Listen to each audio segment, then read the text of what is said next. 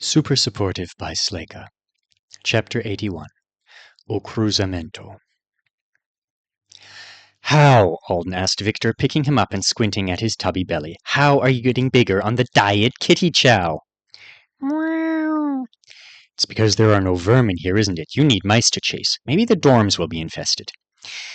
He doubted it. Anesidora didn't have much of a pest problem. There weren't even mosquitoes. He set Victor back on the sofa because the cat bed wasn't good enough for his orange majesty, then he grabbed his lunch from the fridge. He sent a group text to the girls across the hall, letting them know they could hang out in his apartment while he was gone if they wanted, and use his coffee machine. Natalie responded a second later. "Wait, I'll go with you. I just need 5 minutes." "Okay." He used the time to let his fingers flick through his non-aureate spells. He magically sanitized his hands, blew a puff of air at his cat, and then played a little tune. Victor yawned. "Such a critic." Alden tickled the cat's whiskers with his ring finger while the chimes sounded. "You know this is majorly impressive stuff, right? For a human?" Maybe Victor would respect him more when he started smacking, crushing, and freezing things. He was sure he could do the spells that hit things with a square of force now. I wonder how much free authority I would need to cast the spell Gelnor did. A lot, he assumed, and there had been a chant with that one, but the mince it into diamond spell or another like it could be a long-term goal. When Natalie was ready, he met her in the hall. She was wearing pink overalls and a backpack so crammed full of stuff it looked like it was on the verge of bursting. "Are you going to school today after all?" Alden asked. She'd gotten her acceptance from the CNH arts program a few days before Alden, but instead of starting classes right away, like him, she was waiting until the last possible minute to leave intake. Of her roommates, only Hadiza would be going to school with her, and she was upset about leaving the friends she'd made here behind. "Apartment hunting," she said in a determined voice. "Again."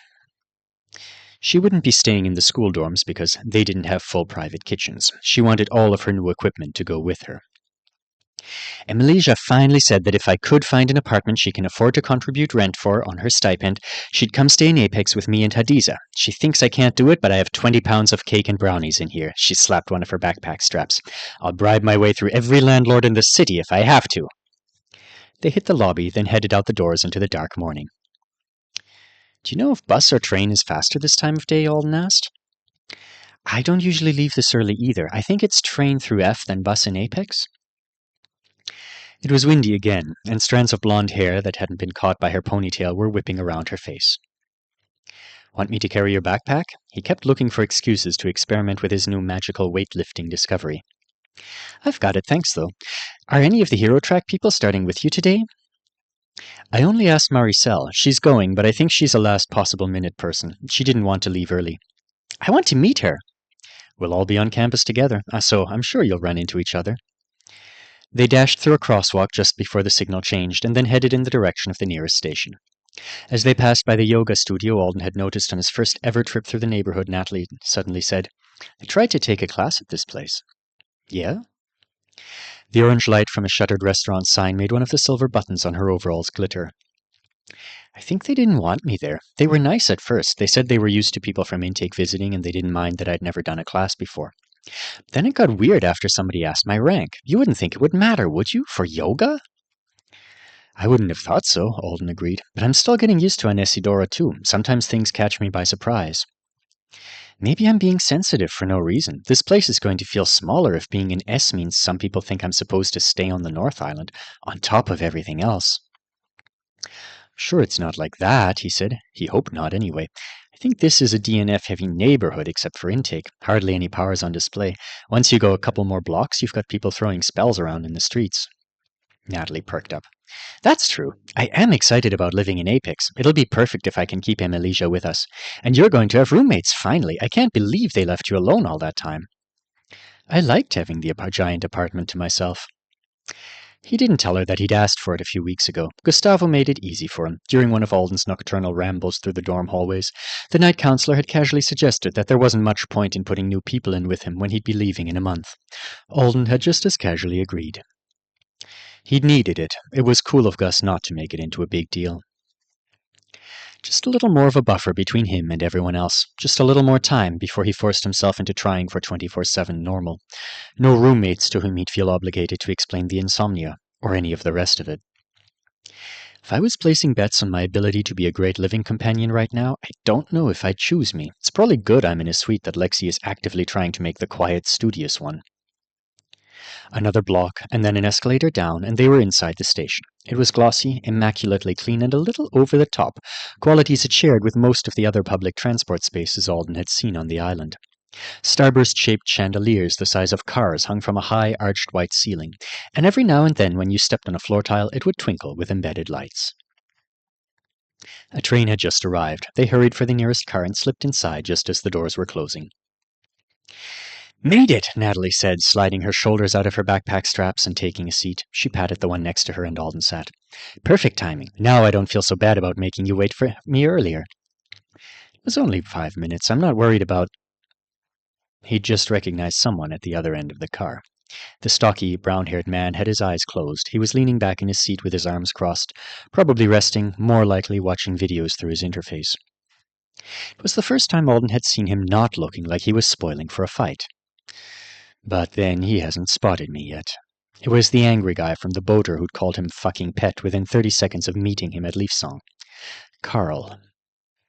The last time Alden had seen him, he'd been grunting and glaring from across the locker room in the human dorms, as if the sight of a teenager putting on a pair of socks was an affront to the universe. Alden swallowed. His hand gripped the edge of the seat harder.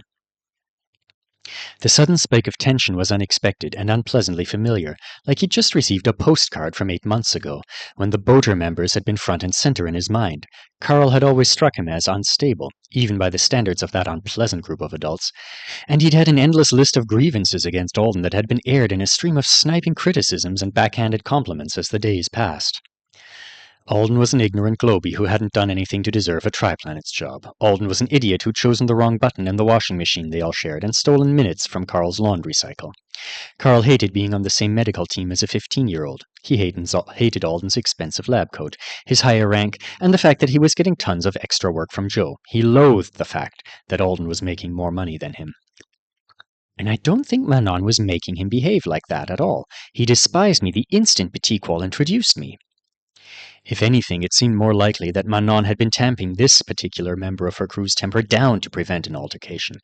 There was giving Alden the outcast treatment so that he couldn't make friends with the other humans, and there was starting a fight in the middle of a premium assignment she'd spent years micromanaging and building her twisted relationships for. "What's wrong?" Natalie asked. "You were about to say something, weren't you?" He selected her name from his contact list, then texted her.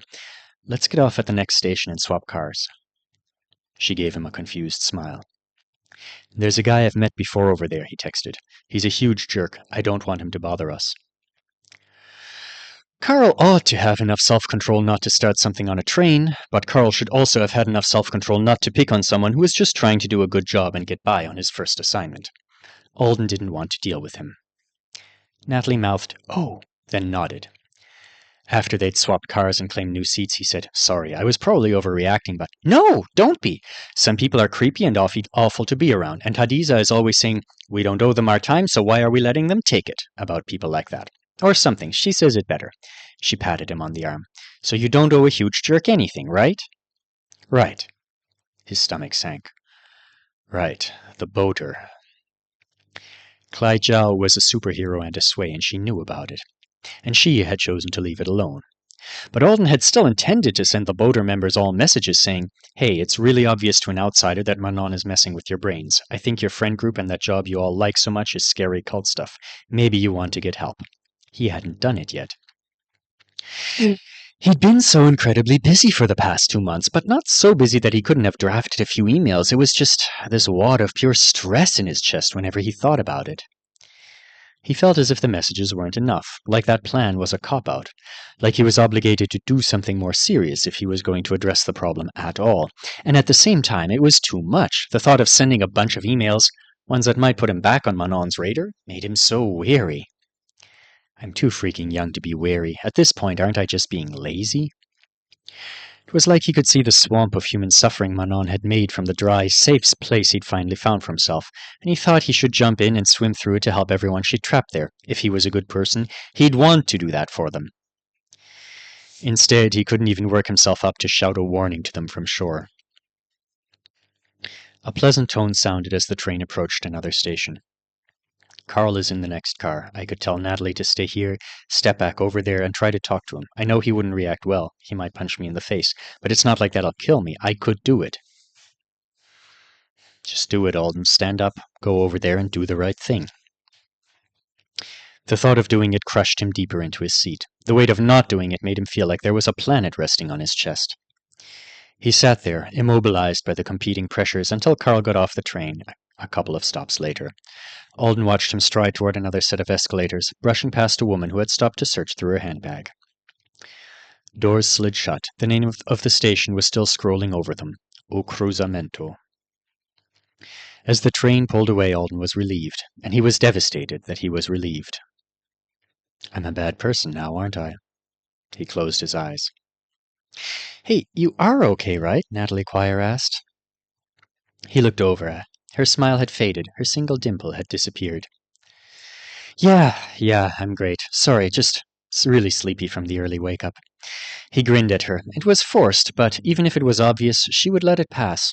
She and the other girls were good about ignoring things like that for him. So, apartment shopping. It's crazy that people our age can do that kind of thing here, isn't it? What kind of place are you hoping to end up in? After a beat, she nodded at him. Well, I really want... He listened to her talk. The train carried him toward Hero School.